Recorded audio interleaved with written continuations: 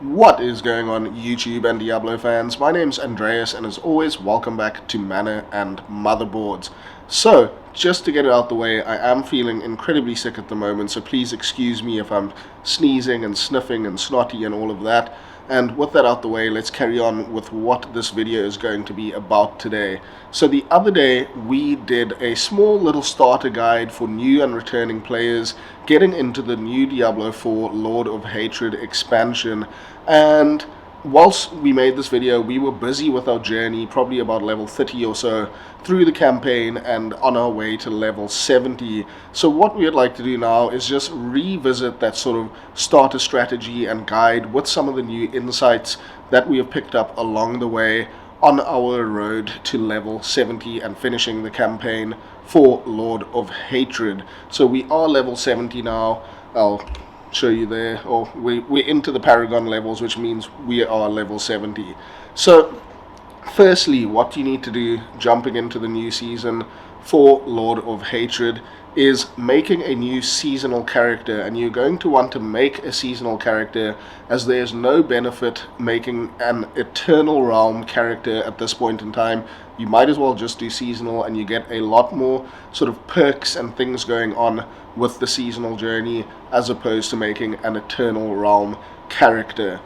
Next up, you're going to want to finish the campaign. So you will finish up the campaign in anywhere between around 6 to 8 hours, depending on if you watch all the cutscenes, all the cinematics, all of that sort of stuff. And you are probably going to end up at level 40 to 50, depending on all the quests that you've handed in and sort of how many monsters you've been killing along your journey through the campaign. Anywhere between level 40 and 50 is where you should probably end up at the end of the campaign. From there, you will be doing your first Capstone Dungeon to progress in the level difficulties for Lord of Hatred and just the game in general, to get to the higher difficulty levels in order to get better gear and better rewards while the monsters increase in difficulty. So you'll do that first Capstone Dungeon, and you'll have to change your game mode to hard from normal. You should be playing normal difficulty on your playthrough, as it's the most efficient and effective way to get through the campaign. And then you'll just change up your game difficulty in that big statue in town and change that to hard, and then you will be able to unlock the level 30 Capstone Dungeon, and you will be over leveled for this Capstone Dungeon, so it should be easy. So once you do that Capstone Dungeon, just a tip for you, once you want to level from whatever level you are, maybe level 40, maybe level 50, to get to level 70, just a tip, whilst you are fighting your way through the sort of areas of the game to get to level 70, you're just going to want to equip any of the gear that gives you more green stats on it, so to speak. So if you look here, this armor is a higher item power level. It is green in terms of more toughness, more life and kill, all of that good stuff. You basically, even if you're losing legendary powers or whatever, you just want to upgrade your gear with any items that have green for their base damage or their toughness. You just want to do anything that's an upgrade. You will be replacing your gear every few minutes. Don't get attached to it. Don't spend too much time deliberating whether it's better or worse, what stats are better or worse. You're replacing it so often. Just swap it out for anything that on the compare mode is green and basically better for you. So until you get to Torment difficulty, that's all you're going to be focusing on. Then, so for your level 50 to 70 journey, what you're going to want to do, at least in my experience getting to level 70 so far, is do Helltides and Whispers together. So we don't have a Helltide up at the moment. That always seems to happen whilst we are doing these videos, but you're going to want to join a Helltide, and you are going to want to do the Whisper quest in the Helltide whilst you're doing the Helltide. And just another little mechanic with the new war plan system that is in place for Lord of Hatred, your sort of end game system, you try and re-roll new plans to get as many Helltide sort of quests for your war plan activities. So, for instance, here I've got Helltide, and then Curious Undercity, and then Infernal Horde.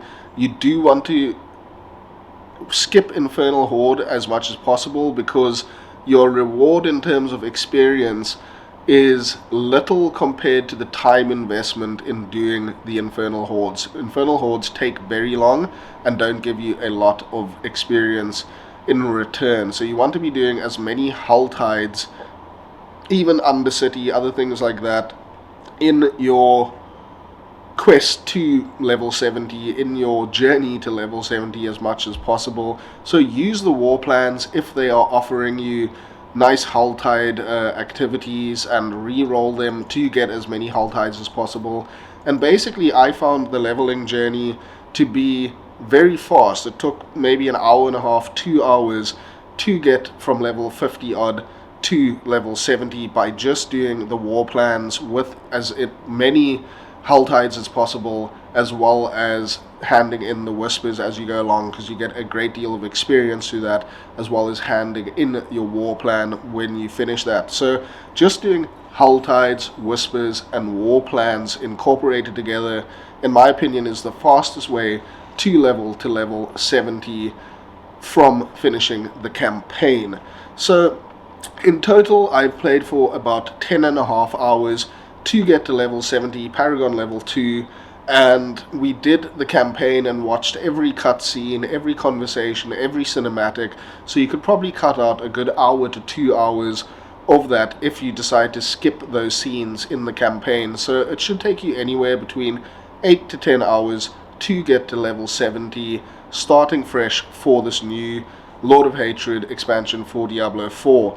So once we are level 70 now, we're quickly going to do our level 50 Capstone Dungeon, so we will increase the difficulty of the game, the instance, and you'll increase it from hard to expert, and then you will go and do your level 50 Capstone Dungeon. After you finish your Capstone Dungeon, you're going to come over to the pit, I believe, that you need to reach level 70 and complete a couple things on your seasonal journey to open up the pit, and you need to do that level 50 Capstone Dungeon. So once you unlock the pit, you'll then do a level 10 pit, which will unlock the Torment difficulty, and in the Torment difficulty you can find the highest item level gear to equip, in which case you can then start equipping all of these highest item level items that you find, and then you can start farming Torment 1 for all of the sort of best gear in the game, and that's where your real end game progression starts. So you'll farm lair bosses so that you can get your class specific uniques once you are in Torment, and you'll just sort of build your way up with your gear once you're in Torment and you have a good build. At the moment I'm sort of playing this Abyss build that I've put together myself. A lot of people are playing this Dreadclaws build. I just sort of got tips and tricks here and there and put together my own sort of thing. It is working out well for me so far. The Warlock is feeling pretty strong, pretty powerful, and it's doing a good job of getting through all the difficulties and sort of levels that I am at the moment. So once you get to T1, we will then do another updated video for that once we start getting into the end game a bit further. I hope that you found some of this information useful. I hope this sort of expands on a previous guide, and basically once you get to Torment, just do your war plans, do pits, do all the end game content, and start getting your gear more suited towards and around a build that you are keen to play. So GG everyone, we are going away for the weekend, so unfortunately there won't be any new content over this weekend. So once next week starts, we will dive right back into all of the content. If you did like this video, please consider subscribing to the channel. That would be greatly appreciated. Any likes and shares is also very appreciated. And we'll catch you again soon in the new week for some more Mana and Motherboards. Cheers!